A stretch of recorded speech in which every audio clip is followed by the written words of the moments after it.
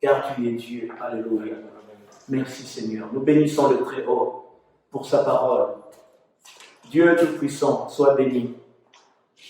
Sois élevé à jamais au nom de Jésus. Peuple de Dieu, nous reprenons notre troisième partie, si l'on peut dire, notre thème, troisième partie, la prière. On avait commencé mercredi, vendredi, et nous allons clôturer aujourd'hui. Que Dieu soit loué. Amen, peuple de Dieu. Que le Seigneur soit béni, que Dieu soit élevé, qu'il soit glorieusement, qu'il soit majestueusement élevé dans ce lieu.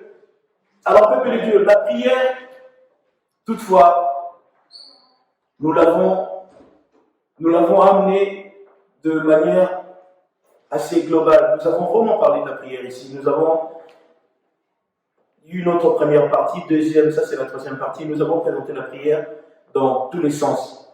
Et je vais seulement nous amener à cette image-là qui est le côté de l'esprit maintenant, le côté de l'esprit de la prière. Le Saint-Esprit donne, le Saint-Esprit pourvoit. Et lorsque nous regardons, Dieu a donné les noms, plutôt il a donné des dons, il a donné les 9 dons de l'esprit. Dans les 9 dons, nous voyons le parler en langue. Le parler en langue, c'est quoi? C'est une manière de parler, mais qui est codifiée au fait. Dieu a codé. Celui qui parle en langue, il parle de manière à communiquer quelque chose, mais seul Dieu comprend ce que la personne est en train de parler.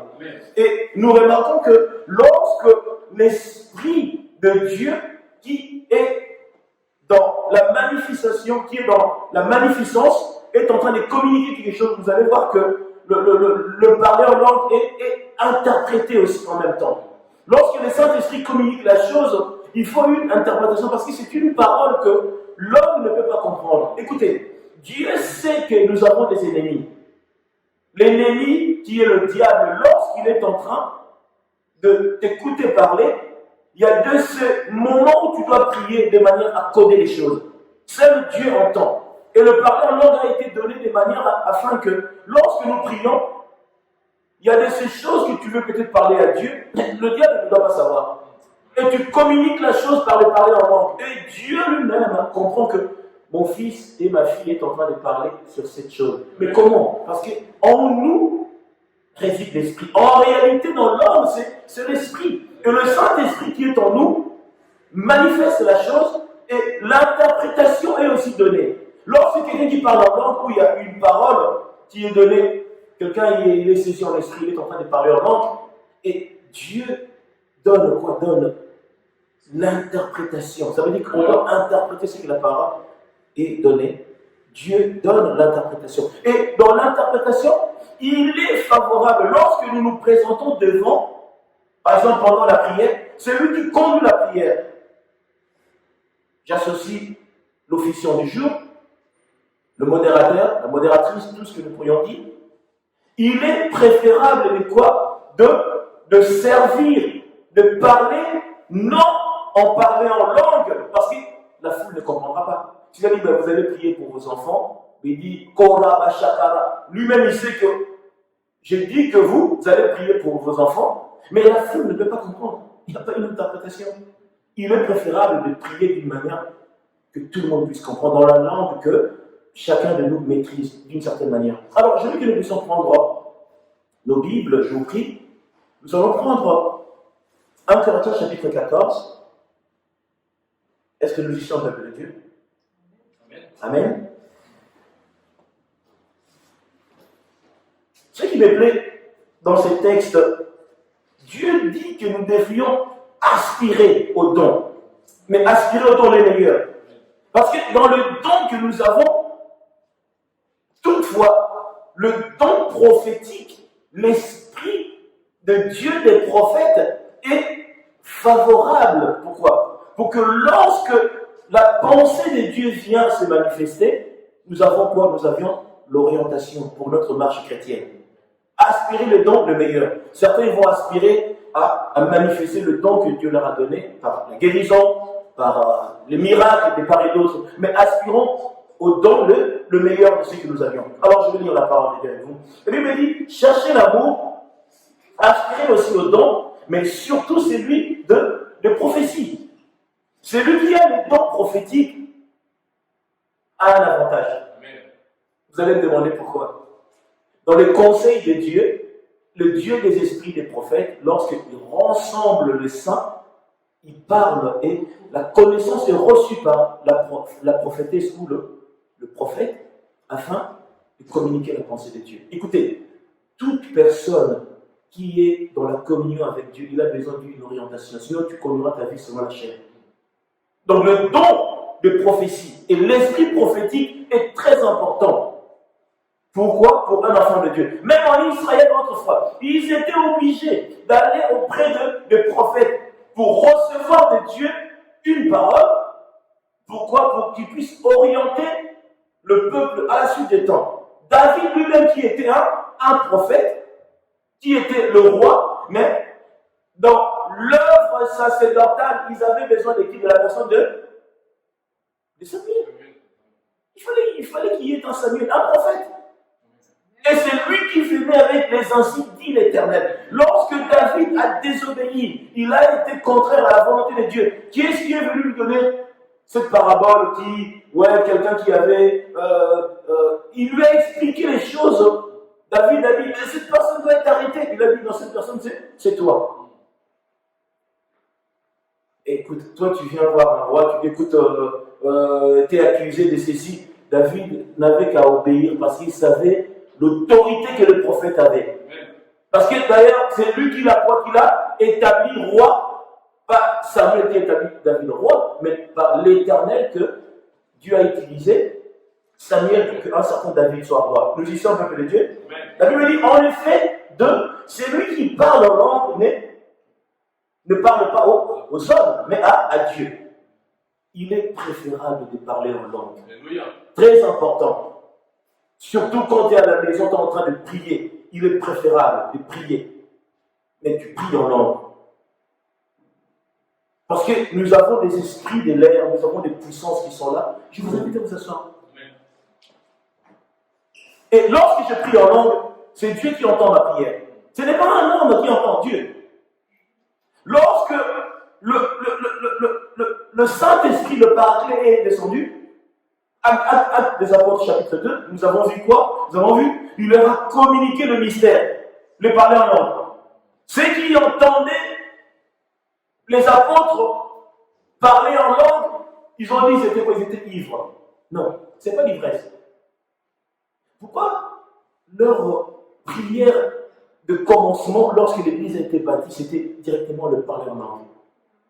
Parce qu'ils devaient quoi? Ils devaient être en communion avec Dieu. Pour les choses qui n'est pas destinées à ceux qui étaient tout autour d'entendre. L'église avait commencé. La prière était donnée. Mais ils avaient quoi? Ils avaient le parler en langue. Pourquoi? Pour communiquer à Dieu la chose. Très important le parler en langue. Surtout pour un chrétien, une chrétienne, un enfant de Dieu. Tous ceux qui marchent dans la volonté du Seigneur. Est-ce que nous y sommes, peuple de Dieu? Car personne ne le comprend. Et c'est ton esprit qui dit des mystères. Oui, ce sont des mystères. Il y en a, ils pensent que tu es en train de balbuter comme un enfant qui apprend à parler. Non. Tu es en train de parler des choses qui sont des mystères. Mais personne ne peut le comprendre. C'est la raison pour laquelle, lorsque je prie en langue, Dieu entend. Lorsqu'il y a un message prophétique, selon le parler en langue, il y a quoi? Il y a l'interprétation, c'est très important. Parce que, comme c'est venu dans le côté brut, on doit quoi? On doit le décoder. C'est pour cela, écoutez, Dieu il est tellement méthodique, il est organisé. Il sait que l'ennemi ne doit pas entendre ce que je communique, mais je donne l'interprétation. Quelqu'un qui reçoit un message prophétique, mais il n'a pas l'interprétation. C'est codé. Mais on doit les décoder, c'est pour cela que Dieu a établi les prophètes et les prophétesses. Pourquoi? Pour communiquer la pensée, pour décortiquer la chose. Celui qui prophétise, au contraire, parle aux hommes et les édifie, les exhorte, les console. Vous y êtes? Celui qui parle en langue s'édifie lui-même. C'est lui qui prophétise, édifie l'Église. Amen. Lorsque la prophétie vient à l'Église, c'est pour l'édification du corps du Christ. Pour que le peuple puisse avoir quoi? L'orientation. Parce que Dieu, lorsqu'il ramène une prophétie, c'est toujours pourquoi? Pour orienter son Église. Parce que sans l'orientation, nous allons servir selon la chair. Je désire que vous parliez tous en langue. Est-ce que c'est moi qui l'ai dit? Je désire que vous parliez tous en langue. Il faut prier en langue, très important. Le prier en langue, tu l'as déjà. Il faut quoi? Il faut le manifester. C'est toi qui dois parler. Parce que le Saint-Esprit est en attente. Il veut que tu puisses parler. Mais encore plus que vous prophétisiez. Écoutez, celui qui a le don de la prophétie, d'ailleurs, ce n'est pas donné à tout le monde. Aujourd'hui, tout le monde vient, je suis prophète. T'es prophète de quoi et d'où? Nous bloquons avec la prophétie. D'ailleurs, Dieu n'est pas. Il y en a, ils sont dans une église, dans une foule. Il est en train de donner des paroles, des connaissances. Il dit qu'il est en train de prophétiser. Ah, je prophétise sur toi. Dieu m'a dit, c'est une parole de connaissance, ce n'est pas une prophétie. Une prophétie vient pour te dire des choses à venir à la suite des temps. Lorsque quelqu'un, je prophétise, quand tu t'es réveillé, tu avais mis une telle chaussette, tu avais mis une telle paire de ceci, d'ailleurs à l'intérieur, tu as mis un maillot de corps de telle couleur. Ce n'est pas une prophétie. On est en train de blaguer. Ou tu ne connais pas les Écritures, ou tu connais, mais tu veux induire le peuple en erreur. Il faut faire attention, peuple de Dieu. Est-ce que nous y sommes? Tout ça, ça rentre dans le cadre de la prière. Parce que c'est lui qui prie. Lorsque nous sommes en train de prier, quelqu'un est saisi en esprit, l'esprit prophétique est manifesté. Tout ça, ça rentre dans le cadre de lorsque nous sommes en train de rentrer en communion avec la puissance de Dieu. Celui qui prophétise est plus grand que celui qui parle en langue. Waouh! Ce n'est pas moi qui l'ai dit, c'est la Bible qui l'a dit. À moins que ces derniers l'interprètent pour l'Église, en reçoivent pour l'édification. Et maintenant, frères, de quelle utilité vous serais-je si je venais à vous en parler en langue? Et si je ne vous parle pas par révélation? L'esprit de révélation et l'esprit prophétique marchent de pair. C'est lui qui a reçu une révélation. La révélation vient des fois lorsque nous recevons un songe, une vision ou un rêve. Dieu parle, il vient te révéler aussi des choses. C'est très important. Ça rentre dans la même pratique, dans la même thématique. Très important. Est-ce que nous y sommes, peuple de Dieu? Alors la Bible nous dit quoi? Ou par la connaissance, ou par prophétie, ou par doctrine. Est-ce que nous y sommes?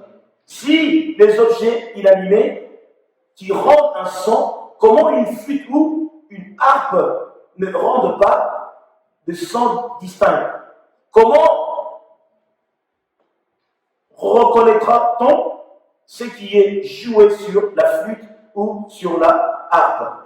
Et si la trompette rend un son confus, qui se préparera au combat? De même, vous aussi, par la langue, vous ne donnez pas une parole distincte. Comment saura-t-on ce que vous dites? Peuple de Dieu, on est obligé de ramener les choses avec précision. Je vais vous dire une chose. Si tu donnes une mauvaise prophétie ou une parole qui n'est pas selon la volonté de Dieu, tu ramèneras quelqu'un à se perdre. Et si cette personne se perd, vous savez quoi? Dieu va vous juger. Parce que tu peux orienter quelqu'un vers quoi? Vers sa destinée, ou tu ne ramènes pas vers sa destinée. C'est pour cela, malheur aux faux prophètes, parce qu'ils sont en train de ramener beaucoup vers la souffrance. Quelqu'un dit, j'ai reçu une prophétie, Dieu a dit ceci. Mais si ce n'est pas une prophétie véritable, la personne va se perdre.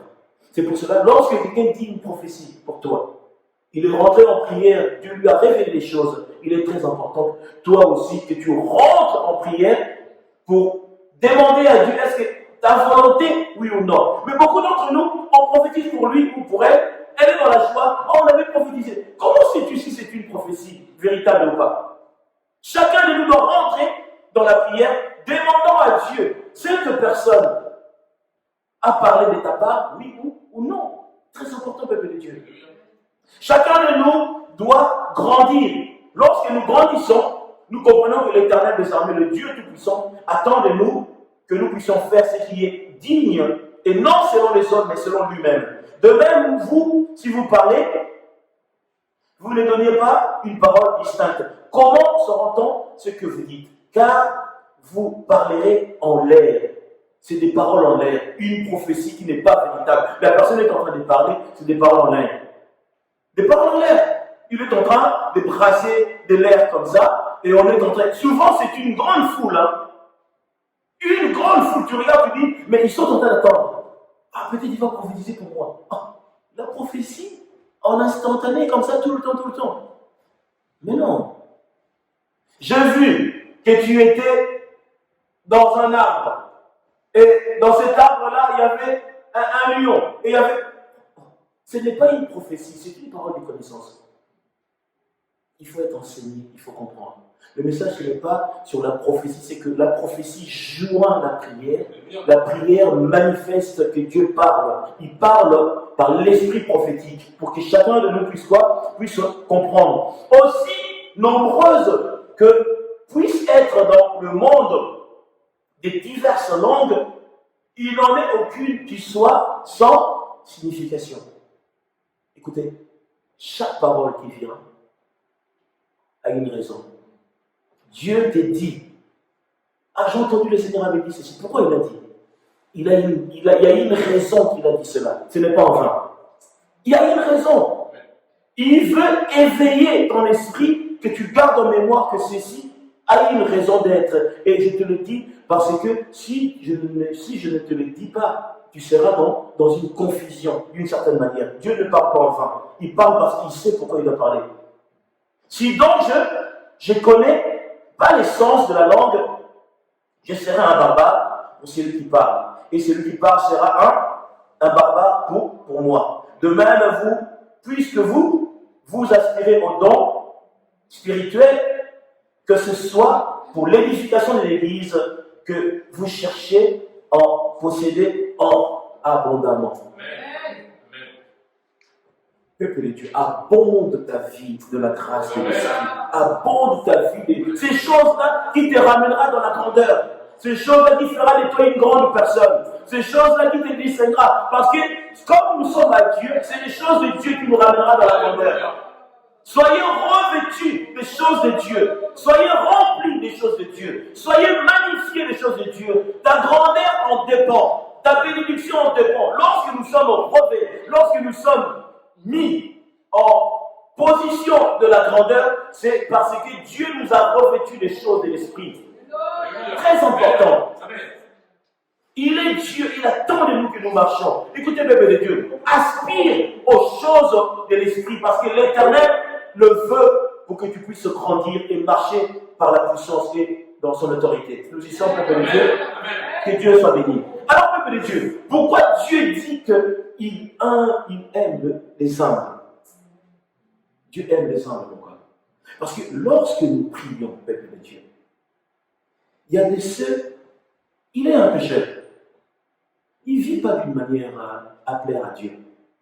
Mais lorsque la personne revient, il dit, ah, Seigneur, je suis un pécheur. J'ai commis des choses qui ne te plaisent pas. Mais cependant, je le reconnais. Je viens, je me repens. Amen. La Bible dit quoi?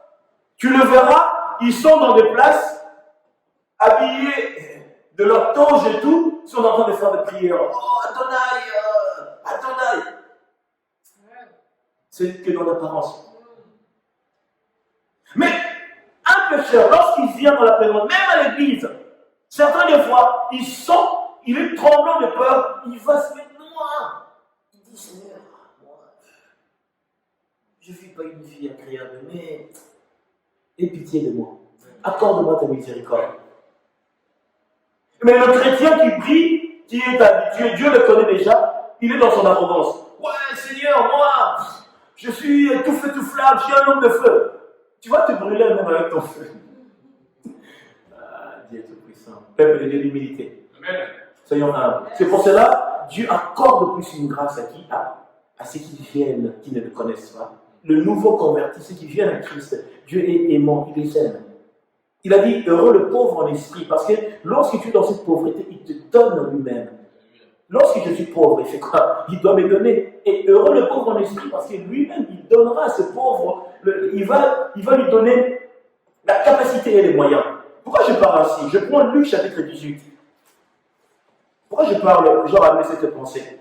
Écoutez, la prière est un temps de communion et notre temps d'approche. Et le Seigneur attend de chacun de nous que nous puissions venir de manière non à plaire aux hommes, mais à plaire à Dieu. Parce qu'il attend de chacun de nous que nous marchions ainsi. Est-ce que nous y sommes, peuple de Dieu? Luc chapitre 18, je commence à partir de 9. Nous y sommes, peuple de Dieu. C'est un publicain et un pharisien. La Bible dit qu'il dit encore cette parabole en vue de certaines personnes, se persuadant qu'elles étaient justes et ne faisant aucun cas des autres. Des hommes montèrent au temple pour prier. Nous y sommes, ils montèrent au temple pourquoi? Pour prier. Il a dit quoi? Ma maison sera appelée la maison de prière. L'église n'est pas, tu ramèneras des chipots. N'oublie pas les merguez, on commence à cuire des choses ici, on fait du riz, on mange. Non. Notre nourriture, c'est la parole. C'est un lieu de prière. Ce n'est pas un lieu de commerce. C'est un lieu pour honorer le Dieu très haut. Aujourd'hui, l'église est devenue un lieu, peuple de Dieu. Vous rentrez même dans la malédiction seulement parce que le lieu qui est sanctifié, vous venez en faire un lieu de débauche. Le lieu qui est sacré, quelqu'un peut rentrer à l'église, il vole. Mais tu t'attires une malédiction, mais tu ne te rends pas compte. Tu n'as pas volé à lui, tu as volé à Dieu. La chose qui est consacrée ça veut dire que les ustensiles de Dieu, que ça soit un enrouleur, que ça soit, lorsque tu le voles, tu as volé Dieu. Dieu te dira, tu sais que toi, dans ton vivant, tu m'avais volé. Tu vas dire, oh, mais Dieu, mais déjà tu habites au ciel, je t'ai volé quand? Tu es rentré dans mon église, dans ma maison. Tu as pris des choses. C'est que tu m'as volé à moi. Peuple de Dieu, vous savez, où tu es habité par des démons pour ne pas comprendre. Mais lorsque tu rentres dans l'église, tu te sers dans la maison de Dieu, tu t'attires une grande malédiction. C'est pour ça que la Bible dit, la crainte de Dieu, c'est le commencement de la sagesse. Que Dieu soit béni, Dieu soit glorifié. Aidez-moi, où est-ce que nous sommes arrivés? 11, oui. La Bible dit, le pharisien debout priait ainsi lui-même. Oh Dieu, je te rends grâce de ce que je ne suis pas comme le reste des hommes, qui sont ravisseurs, injustes, adultères, ou même comme ce publicain. Le publicain, il était là-bas, il a dit comme ce publicain, il lui montre du doigt. Ah, lui, c'est un homme pieux, il craint Dieu, c'est pas un adultère. Oui, il a tous les droits de se prétendre ainsi parce qu'il est ce qu'il est en train de dire. Je gêne 2 fois par semaine. Je donne la dîme de tous mes revenus. Ça, c'est pour moi la prière. Hein. Ça, c'est la prière. Ce n'est pas les paroles. Ça, c'est sa manière de prier. Le publicain s'est tenu à distance. N'osait même pas lever quoi? Les yeux au ciel. Visez la crainte un peu de la personne. Il n'osait même pas. Il a dit, wow, je suis. Donc, il a reconnu la grandeur, la magnificence du Très-Haut. La Bible dit, il n'osait même pas lever les yeux au ciel. Mais il s'est frappé la poitrine en disant, oh Dieu, sois apaisé envers moi. Qui suis-je? Un pécheur. Il s'est dit lui-même qui il est. Il a dit, je suis un pécheur. Alléluia. Seigneur, sois glorifié. Et la réponse, la Bible dit, je vous l'ai dit, c'est lui qui descendu dans sa maison justifié plutôt que l'autre, car quiconque s'élève sera abaissé. C'est lui qui s'abaisse sera élevé. Peuple de Dieu, demeurons dans l'humilité, sois humble. Sois humble. Dieu sait que tu es grand, Dieu sait que tu es puissant, Dieu sait que tu es élevé. Mais reste plutôt dans le côté humilité humble. La Bible, il fait grâce aux humbles. Et les orgueilleux n'ont pas la place dans sa présence. Écoutez, qu'est-ce que tu vas dire à Dieu? C'est qu'il sait déjà que tu es. Pourquoi tu diras à Dieu, Seigneur, moi d'ailleurs je suis ceci, moi d'ailleurs je suis ceci? Il sait. C'est la raison pour laquelle le Seigneur a dit, écoute, je ne suis pas venu pour les bons. Pourquoi il a dit ça? Je les ai déjà gagnés. Ils sont à moi. Mes yeux sont rivés vers qui? Vers les pécheurs. Pour les ramener à moi. Peuple de Dieu, même les sorciers, je vais vous dire une chose. Dieu veut que nous prions pour eux. Qu'ils se repentissent, qu'ils abandonnent le mal, qu'ils laissent les choses abominables, qu'ils viennent à Christ. Mais nous prions, nous allons les orienter vers qui? Que vers les adorateurs qu'on a déjà gagnés. Non. Prions pour eux. Demandons à Dieu que celui qui vient t'envoûter la nuit, qu'il abandonne ses œuvres. C'est la volonté de Dieu. Il a dit, si nous prions seulement pour nous les chrétiens les uns les autres, nous ne faisons rien d'extraordinaire. Mais non, il n'y a rien d'extraordinaire. Priez pour les hommes qui sont mauvais. Priez pour ceux qui sont aigris. Priez pour ceux qui sont en train de détruire ce monde. Demande à Dieu de les écarter de ces voies démoniaques pour que nous vivons un temps de l'esprit. Peuple de Dieu, je ne vous ai pas dit ici, là, récemment, quand j'ai prêché sur l'amour. Il y a une chose que Satan cherchera à détruire, c'est l'amour. Il veut le détruire. Il prépare un monde chaotique où le désamour s'installera. Il le veut. Matthieu chapitre 24, le verset 12. L'iniquité sera quoi? Sera accrue. Et l'amour de grand nombre se fera quoi? Et lorsqu'il n'y a plus l'amour, vous voyez quoi? On est en train de faire ce qui est inimaginable. C'est le manque d'amour. Et nous avons quoi? À montrer l'amour, à développer l'amour, pour que ces choses ne se fassent pas. Le chaos viendra lorsque l'amour sera dissipé. Et la haine prendra place. Regarde, nous sortons d'une pandémie et il y a bien des événements. Ça, c'est que le début. C'est pour cela, dans l'amour de Dieu, ne laissons pas ceux qui sont nôtres, d'être éparpillés. Ce n'est pas le moment. Il est animé d'une grande colère, sachant qu'il a peu de temps. Il sait qu'il a peu de temps. Satan sait qu'il a peu de temps. C'est pour cela, prions, cherchons la magnificence, cherchons la grâce, et que l'autorité de Dieu puisse se manifester, pour que nous puissions demeurer dans la gloire et dans la sainteté de celui qui vit à jamais. Au nom de Jésus. Amen. Amen.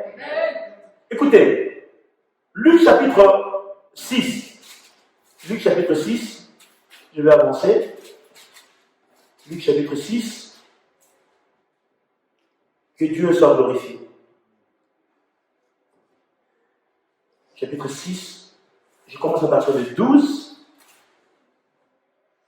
Écoutez, peuple de Dieu, la prière très importante. Jésus-Christ qui est lui-même Seigneur. Lorsqu'il aurait fallu qu'il aille choisir des apôtres, vous savez qu'est-ce qu'il a fait? Amen, que Dieu bénisse. Il a prié.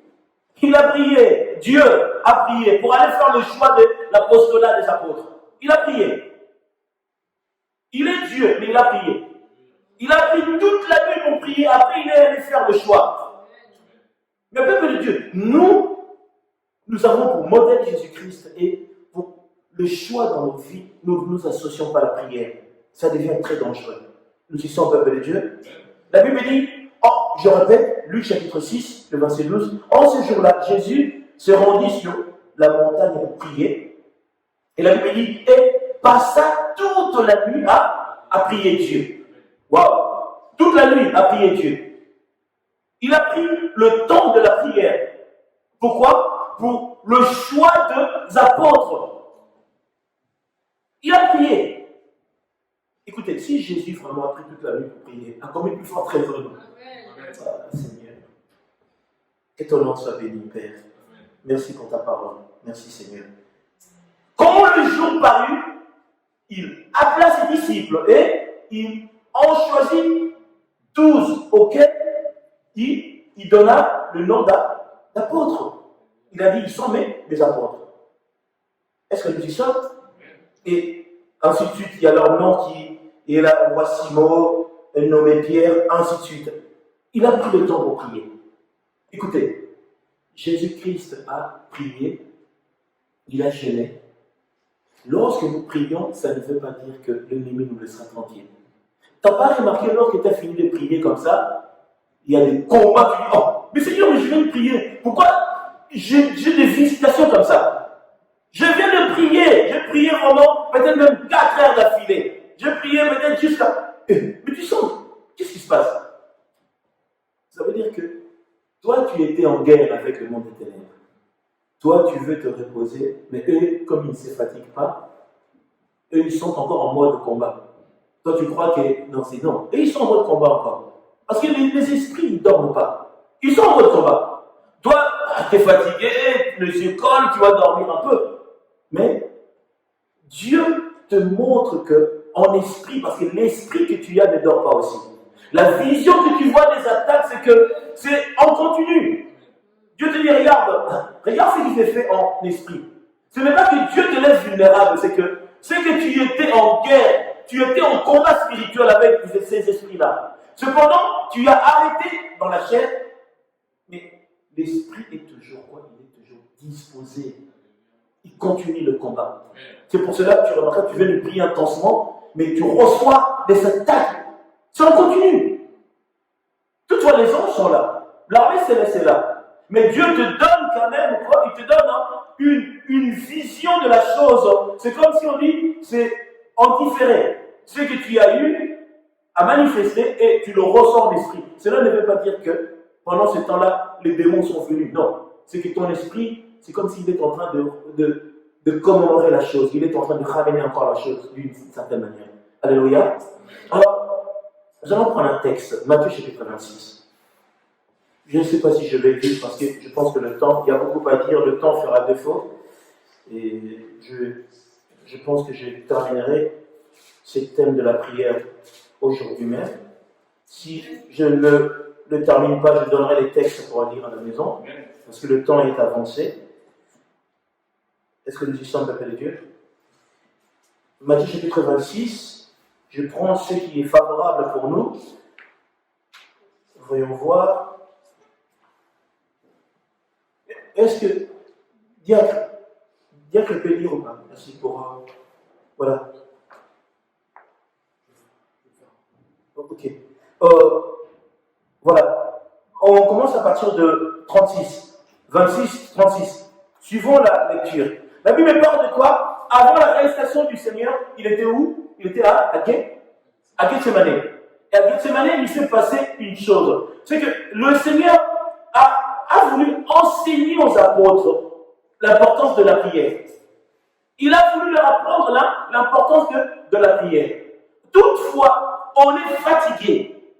On est à bout de force. Oui, la chair est faible. Mais l'esprit qui habite en nous, comme je l'ai dit là, l'esprit est toujours quoi? Est en action. L'esprit ne dort pas. Le Saint-Esprit ne connaît pas le sommeil. C'est toi qui dors, parce que tu es fatigué. La chair a besoin de se reposer. Le Saint-Esprit en toi, qui a eu à dormir, il entend qu'il est en train de prier. Amen.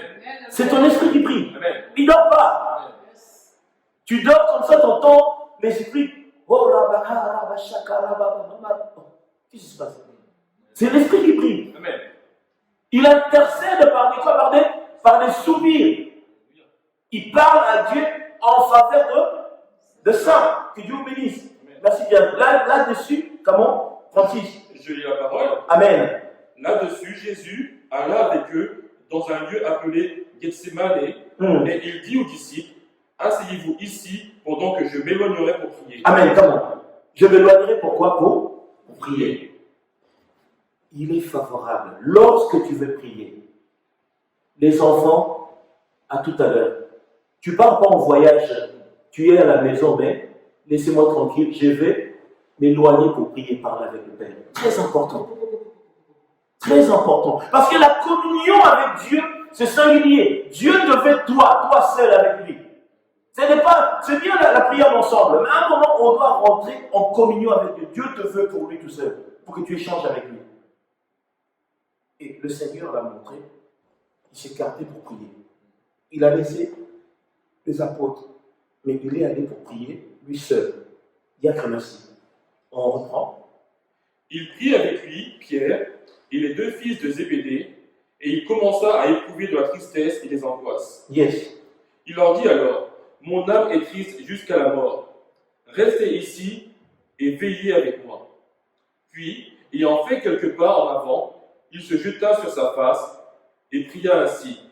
Mon Père, s'il est possible que cette coupe s'éloigne de moi, toutefois, non pas ce que je veux, mais ce que tu veux. Et il vint vers les disciples, qu'il trouva endormis. Et il dit à Pierre, vous n'avez donc pu veiller 1 heure avec moi?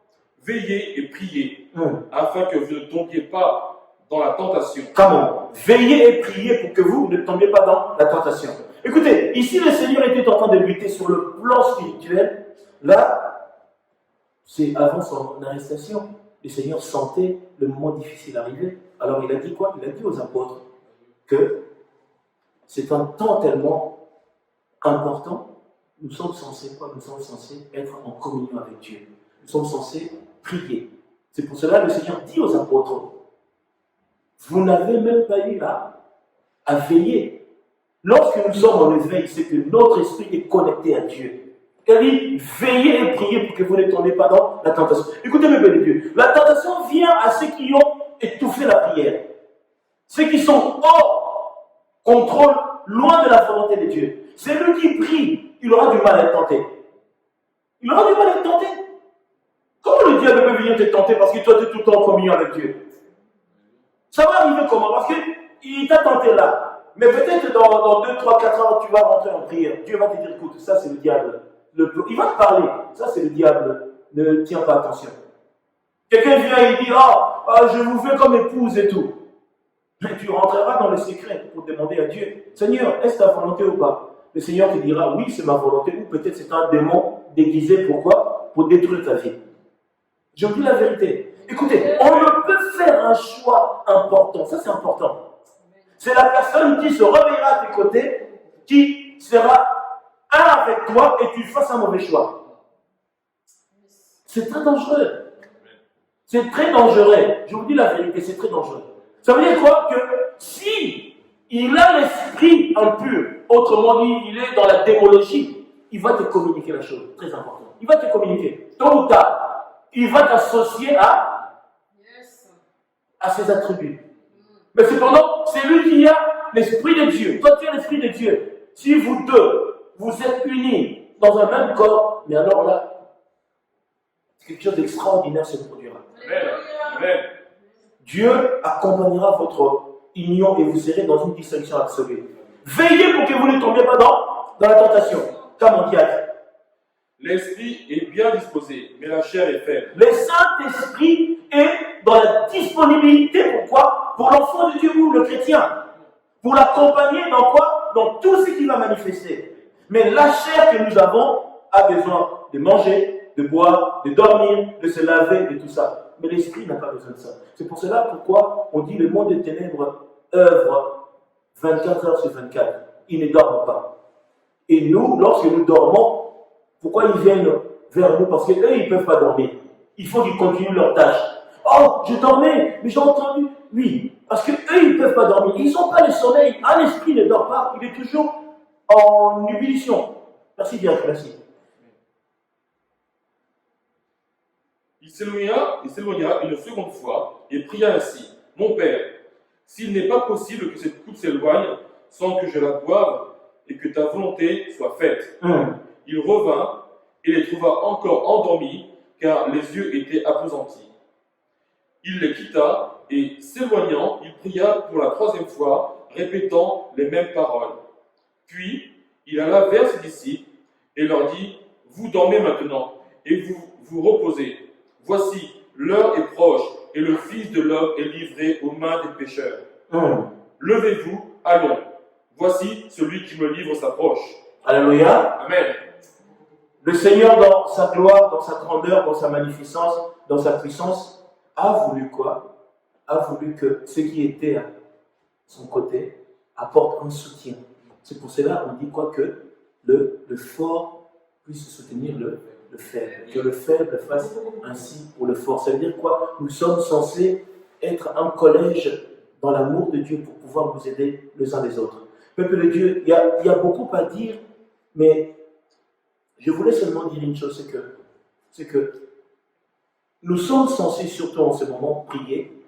Nous sommes censés, surtout en ce moment, apporter aux autres notre contribution, surtout dans la prière. Prier pour les autres. Intercéder pour les affaiblis. Donne à Dieu une offrande d'amour. Et dans la prière, il y a la manière de... Je fais une prière, pourquoi? Pour passer le temps dans mes requêtes de prière. C'est comme si quelqu'un il a une ardoise comme ça, il a surligné, Seigneur, maison, chaussures, voiture et tout. Ok. Mais il y a aussi le côté adorer. C'est que ça, c'est que nous passons moins de temps. Je rentre en prière, non pas pour demander à Dieu, mais pour l'adorer. Pour lui donner une offrande d'adoration. Tu peux prendre du temps que pour l'adorer. Tu l'adores. Peuple de Dieu, lorsqu'il se sent aimé, quelqu'un qui se sent aimé, oh tonton, je t'aime beaucoup. Ah, ce tonton-là va mettre la main dans la poche, prends un petit quelque chose. Et Dieu, il est plus que ça. Quand tu lui dis, Seigneur, moi je t'adore, tu es toute ma vie, tu es. Plus il se sent aimé, plus il se sent, il va au plus profond, le coin de ton cœur, il voit, ah, il lui manque ceci. Allez, reçois. Pourquoi? Il veut que ta joie soit complète, soit parfaite. Amen. Le Seigneur aime se faire aimer. C'est ce qu'il est et c'est qu'il attend de chacun de nous. Peuple de Dieu, passons pas trop de temps dans les prières de requête, mais passe le temps pour vénérer la grandeur du Tout-Puissant. Ce que le Seigneur attend de chacun de nous. Alléluia. Amen. Que Dieu nous bénisse, peuple de Dieu. Je pense que je vais m'arrêter là. Que le Seigneur soit glorifié. Que le Très-Haut soit glorieusement élevé. Amen. Merci, merci beaucoup. Merci pour le service. Merci. Merci, merci. Que Dieu soit glorifié. Gloire à toi, Père. Nous allons prier. Gloire à toi, Père. Nous